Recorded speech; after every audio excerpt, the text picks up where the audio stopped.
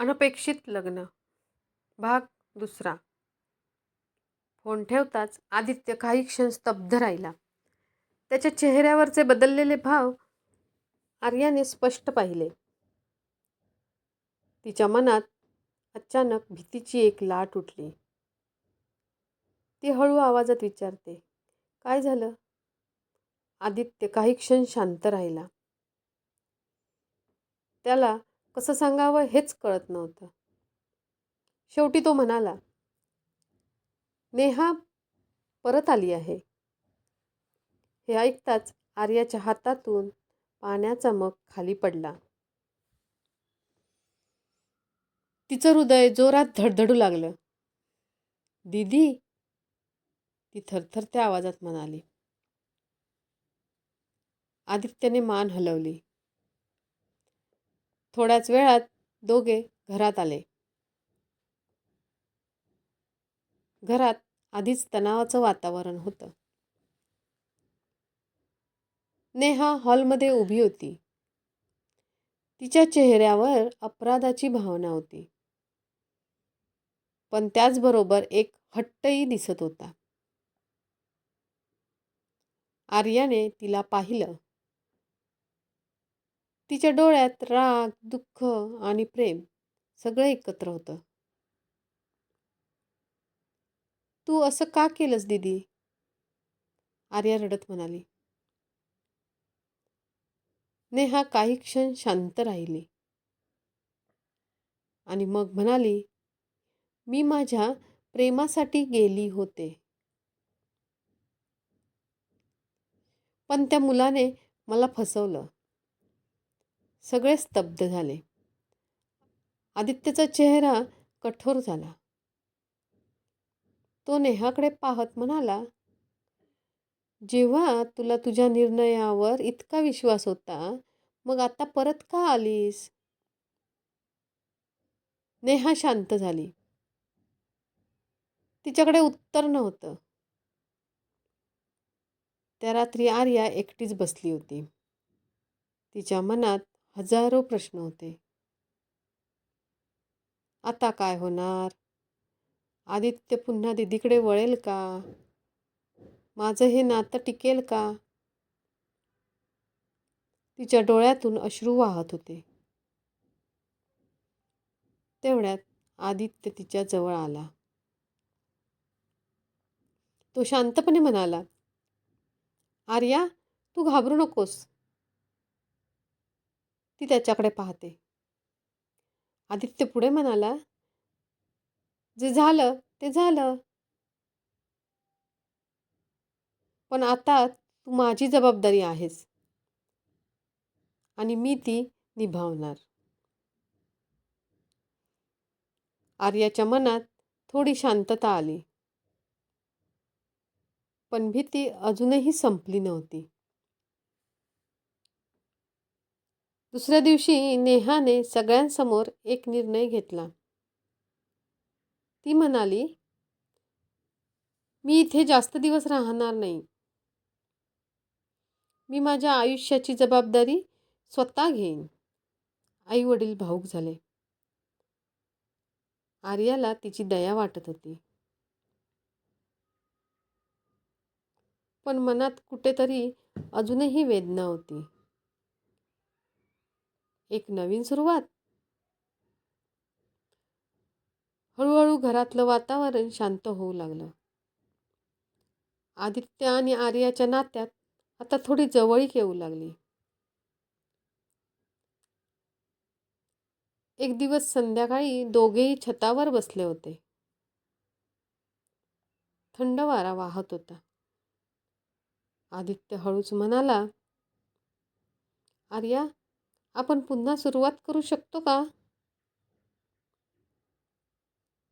आर्याने त्याच्याकडे पाहिलं. तिच्या चेहऱ्यावर हलकसं स्मित आलं. कदाचित हो. पण त्यांना माहीत नव्हतं की नेहाचं परत येणं ही फक्त सुरुवात होती. कारण तिच्या भूतकाळात अजून एक गुपित लपलेलं होतं. जे सगळ्यांचं आयुष्य बदलून टाकणार होतं. त्या रात्री आर्या झोपण्याचा प्रयत्न करत होती, पण तिच्या डोक्यात सतत नेहाचे शब्द आणि तिचं परत येणं फिरत होतं. आदित्यने जे म्हटलं होतं ते तिच्या मनातून जातच नव्हतं. दुसऱ्या दिवशी सकाळी घरात सगळं शांत होतं. पण अचानक दरवाजावर जोरात ठोका पडला. धडधड धडधड धडधड. आदित्यने दरवाजा उघडला. बाहेर एक अनोळखी माणूस उभा होता. त्याचा चेहरा रागाने भरलेला होता. तो मोठ्याने म्हणाला, नेहा इथे आहे ना? तिला बाहेर बोलवा. घरात पुन्हा तणाव पसरला. नेहा हळूच पुढे आली. तिचा चेहरा फिकट पडला होता. तू इथे कसा आलास? ती घाबरून म्हणाली. तो माणूस रागाने ओरडला. माझ्याशी लग्न करून पळून आलीस आणि आता दुसऱ्या घरी सुखाने राहतेस? हे ऐकताच सगळे हादरले. आर्याच्या पायाखालची जमीन सरकली. लग्न? ती हळू आवाजात म्हणाली. नेहा खाली मान घालून उभी राहिली. तिच्या डोळ्यात अश्रू होते. हो, मी याच्याशी लग्न केलं होतं, ती थरथरत म्हणाली. आई वडील धक्का बसल्यासारखे बसले. आदित्यचा राग आता शिगेला पोहोचला होता. तो त्या माणसाला म्हणाला, तू शांतपणे बोल. हे घर आहे, बाजार नाही. पण तो माणूस अजूनच चिडला. मला माझी बायको परत हवी आहे. हे सगळं पाहून आर्या पुढे आली. तिच्या मनात भीती होती, पण ती शांतपणे म्हणाली, नेहा दीदी, आता सत्य सांगण्याची वेळ आली आहे. नेहा रडत म्हणाली, तो मला फसवत होता. त्याचं आधीच लग्न झालं होतं. मला हे नंतर कळलं. सगळे स्तब्ध झाले.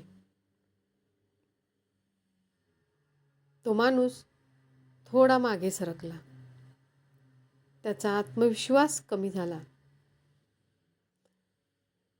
आदित्य आर्याच्या बाजूला उभा राहिला. तो ठामपणे म्हणाला, जर तू खोटं बोलत असशील तर आम्ही पोलिसांकडे जाऊ. पण जर नेहा खरं बोलत असेल तर तू इथून निघून जा. तो माणूस काही क्षण शांत राहिला आणि शेवटी रागाने निघून गेला. दरवाजा बंद होताच नेहा रडत खाली बसली. माझ्यामुळे सगळं बिघडलं, ती म्हणाली. आई वडीलही रडत होते. आर्या तिच्याजवळ गेली आणि तिला मिठी मारली. तू चूक केलीस, पण तू एकटी नाहीयेस, ती हळूच म्हणाली. त्या दिवशी पहिल्यांदाच आदित्यने आर्याकडे वेगळ्या नजरेने पाहिलं.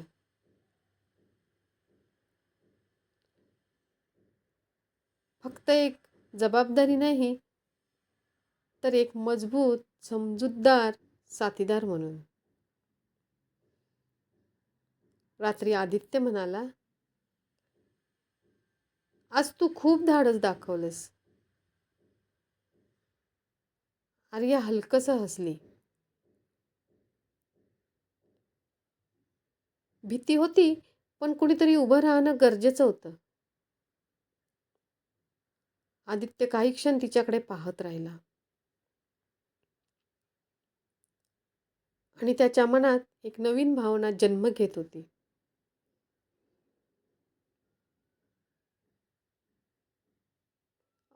पण अजूनही संपलेलं नव्हतं. त्या रात्री नेहा तिच्या खोलीत बसली होती. तिच्या हातात एक फोन होता. स्क्रीनवर एक मेसेज चमकत होता. तू सत्य सांगितलंस, पण अजून एक गोष्ट बाकी आहे. नेहाचा चेहरा पुन्हा फिकट पडला.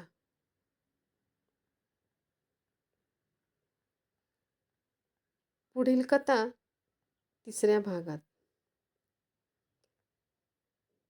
कथा कशी आहे ते कमेंटमध्ये नक्की सांगा. सबस्क्राईब आणि लाईक करायला विसरू नका.